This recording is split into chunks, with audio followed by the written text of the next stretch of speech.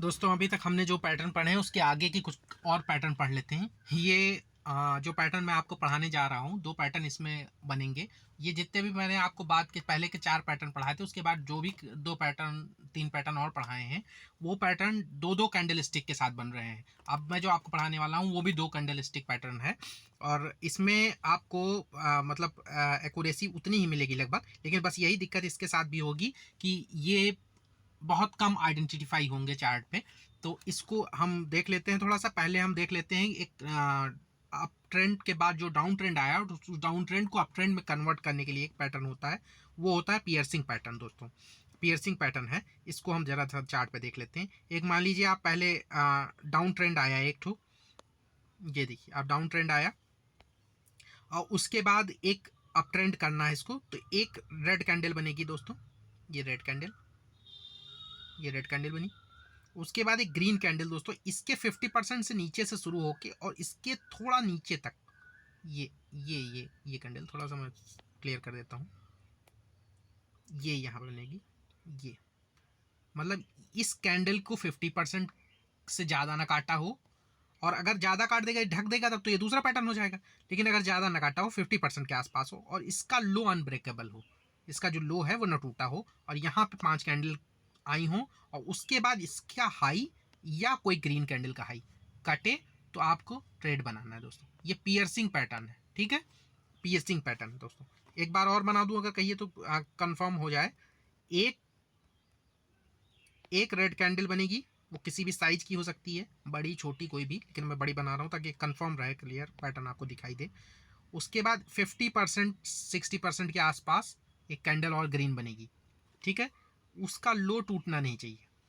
उसके बाद उसका हाई के बाद एक ग्रीन कैंडल बनेगी, या रेड कैंडल बनेगी, या डोजी बनेगी, जो भी कैंडल बनेगी। या इसका हाई पहले अगर टूट रहा है, ये हाई ही ज़्यादा है और यहाँ पे कोई करंट कैंडल बन गई है और हाई बाद में है, तो पहले इसका टूटने पे, या फिर ये अगर टूट रहा है पहले, तो मान लीजिए एक कैंडल जो बन रही है वो बड़ी सी बन रही है, तो इसका पहले ही हाई तोड़ देगी अगली ग्रीन कैंडल। तो जो भी पहले कट रहा है उस पर बाई करिए, और इसके नीचे का एस एल लगाइए, और फिर वहाँ रजिस्टेंस 1 तक, जो कि आपकी R1 है, वहाँ तक आराम से आप ट्रेड ले सकते हैं। और इन दोनों के बीच की जो दूरी होगी, जैसे 10 रुपये पे यहाँ था, 12 रुपये यहाँ है, तो वो जो दूरी होगी 2 रुपये की, वही यहाँ तक आपको प्रॉफिट बुक करना है। और उसके बाद अगर नहीं मिल रहा है आपको उतना, तो जो है आप यहाँ पे जाके प्रॉफिट बुक कर लीजिए। कोशिश करिए कि रेजिस्टेंस के पास प्रॉफिट थोड़ा बहुत बुक कर लें, और कुछ आधा या जितना भी आपको प्रॉफिट बचा हुआ है वो आप अगले रेजिस्टेंस पे बुक कर लीजिए। तो इस तरह से आपका पैसा भी बच, स्टेप वाइज जो है क्या नाम है, नुकसान भी बचता रहेगा, और आप ट्रेड भी आसानी से ले पाएंगे। आपको एक कॉन्फिडेंस बनना रहेगा कि कुछ तो पैसा कम से कम आ रहा है। अगर आप सोचेंगे मान लीजिए रेजिस्टेंस बहुत दूर है, तो आप इसको 2 रुपये आ गया है तो भी आप बुक कर लीजिए, फिर आप वेट करिए कि 1:2 का अगर मिल जाए तो वो ले लीजिए, फिर अगर 3 मिल जाए तो 3 ले लीजिए। ऐसे ही ट्रेलिंग स्टॉप लॉस जब मैं आपको पढ़ाऊंगा तो वो डिटेल में बता दूंगा, लेकिन अभी के लिए यही है कि ये इस तरह से आपको बनेगा। अब दूसरा एक पैटर्न इसका हम लोग फिर से देख लेते हैं। वो पैटर्न दोस्तों होगा dark cloud cover, dark cloud cover, ठीक है। तो वो डार्क क्लाउड कवर भी इसका ठीक अपोजिट होता है दोस्तों। जितने भी पैटर्न आपने पढ़े हैं वो सभी अपोजिट होंगे। अब इसमें क्या होगा, एक पहले तो ट्रेंड आएगा, अप ट्रेंड होगा, ठीक है, अप ट्रेंड हुआ। अब क्या है कि एक बुलिश कैंडल बनी हुई होगी, बड़ी सी बुलिश कैंडल बनी, ठीक है, और उसके बाद उस बुलिश कैंडल के बाद एक रेड कैंडल बनेगी जो इसके लो के हाई के पास से, लो के नहीं, 50% के लो के पास से, और इसके हाई के ऊपर जाके क्लोज करेगी, ठीक है।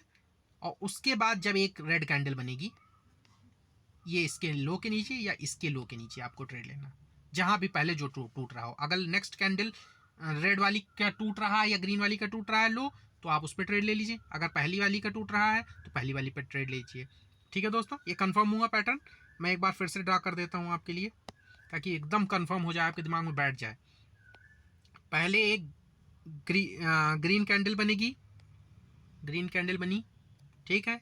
फिर एक रेड कैंडल उस ग्रीन कैंडल के 50% या 60% बॉडी को और थोड़ा सा ऊपर निकली होगी, हो सकता है थोड़ा सा ऊपर निकली हो, जरा सा उसका हाई ही ऊपर हो, ठीक है।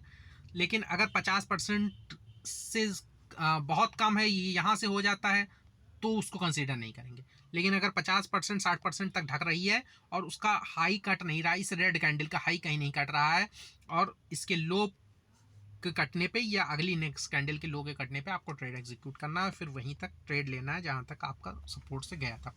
ठीक है, सपोर्ट 1 से।